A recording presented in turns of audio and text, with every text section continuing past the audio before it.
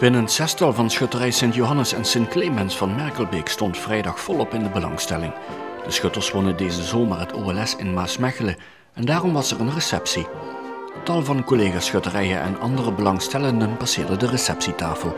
Er werden lovende woorden gesproken over de geleverde prestatie en ook wordt met belangstelling vooruitgekeken naar het Oud-Limburg Schuttersfeest op 2 juli volgend jaar in Merkelbeek. 150 schutterijen en tienduizenden mensen komen dan naar Merkelbeek.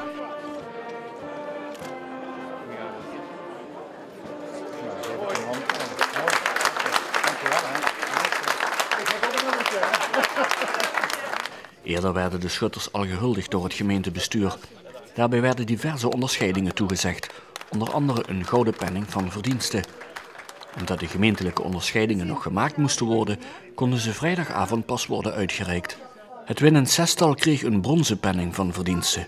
Aan de voorzitter van de schutterij werd de hoogste gemeentelijke onderscheiding uitgereikt, de gouden penning van verdiensten.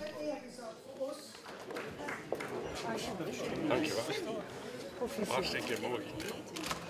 En dat is ook speciaal voor uw gemak, want daar houden we echt niet in. Daar word ik al bang voor. Ja.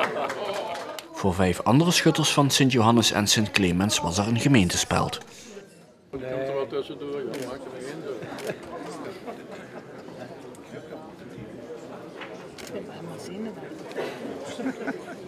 Die waren blauw. Burgemeester en wethouders onthulden tijdens de receptie ook het logo voor het OLS 2017.